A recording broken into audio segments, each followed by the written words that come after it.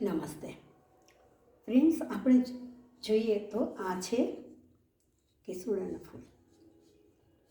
બધા આપણે ઓળખીએ છીએ અને તેના પાણીથી હોળી રમ્યા પણ છીએ. આપણા પૂર્વજો,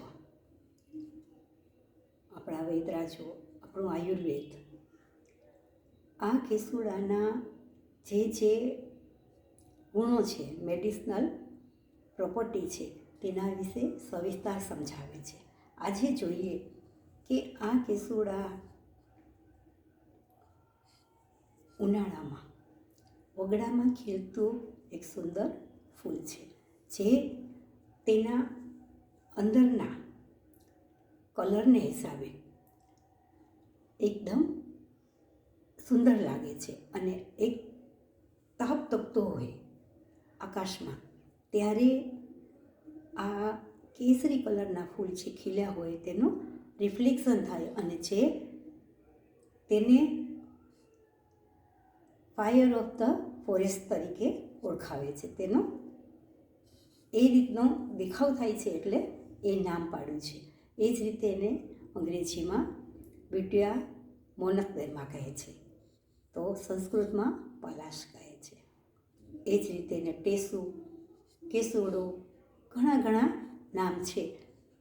અને યુપી સ્ટેટ, ઉત્તર પ્રદેશનું તો તે સ્ટેટ વૃક્ષ છે. કેસુડાના પાન, તેને ઢાટ કે તીન પત્તે એવી કહેવત છે કે બે મોટા પાન અને વચ્ચે નાનો પાન, ત્રણના પાનમાં આ કેસુડાનું વૃક્ષ આખું ખીલેલું હોય છે. અને આ પાનથી, કેસુડાના પાનથી વર્ષો પહેલાં, જ્યારે આપણે અત્યારે જોઈએ કે સમૂહમાં જમવાનું હોય છે ત્યારે પ્લાસ્ટિકની પ્લેટ આવી ગઈ છે, ત્યારે પાતર દૂના આ કેસુડાના પાનથી બનતા. આપણા પૂર્વજો, વૈદરાજો આ બધા ગુણો સમજતા એ પાનમાં, તેના ફૂલમાં, બીમાં બધા જે તત્વો છે તે પાનમાં જમવાથી મળતા. કોઈ પણ માણસ ચાંદીના થાળમાં જમે કે સોનાના થાળમાં જમે, તેમાં જે તત્વો મળે એનાથી વધારે પાચન તત્વ, જે કંઈ આપણે ભોજન કર્યું છે તેનું પૂરેપૂરું તત્વ, સત્વ આપણા બ્લડમાં ભળે તે આ ખાખરાના પાનના પાતરમાં જમવાથી મળતું. ત્યારે પવિત્ર ગણતા. અને આ ફૂલ શિવજીને બહુ પસંદ છે, કારણ કે આ ફૂલમાં ઘણી કહેવાય કે ઔષધીય તત્વોવાળી, ગુણવાળી શક્તિ છે. આપણા લગભગ મને છે 101 વર્ષ પહેલાં કે 60-70 વર્ષ પહેલાં ટેલ્કમ પાવડર જે હળાઈ થાય છે છોકરાઓને, ત્યારે આપણે જે લઈએ છીએ જાતના, તે વાપરતા નહીં.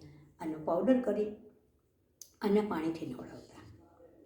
અને બાળકોને ગરમીમાં, જ્યારે એસી નહોતા, પંખા નહોતા, ત્યારે અળાઈ ન થતી.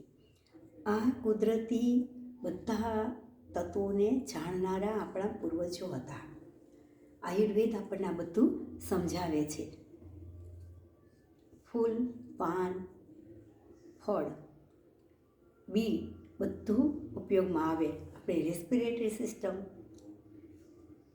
કે પાચન તંત્રને એના પાનનો ઉકાળો પીવાથી ફાયદો થતો. ત્યારે એના મૂળથી વૈદરાજોની દેખરેખ નીચે જો ડ્રોપ્સ કરવામાં આવે અને એ જો કોઈ માણસને આપવામાં આવે તો તેનો મોતિયો પણ એ રીતે જ, કુદરતી રીતે જ ઉગડી જતો. આવો આ કેસુડાનો વૃક્ષ, આ કેસુડાનો ફળ, આપણે બધા તેના ગુણ જાણીએ તો ઘણા છે.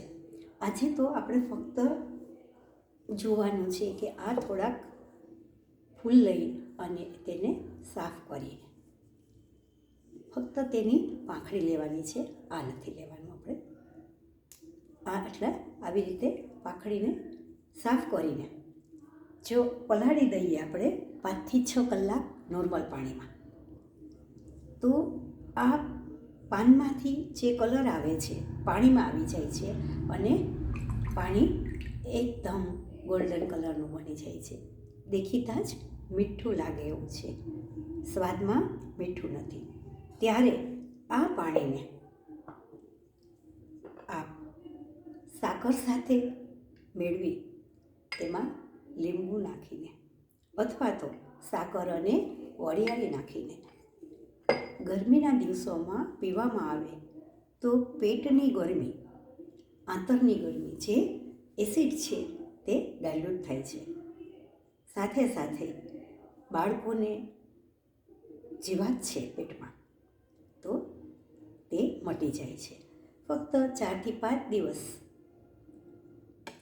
સાકર લીંબુ, સાકર વરિયાળીવાળો શરબત પીવો અને સ્વસ્થ રહો. એ શુભેચ્છા.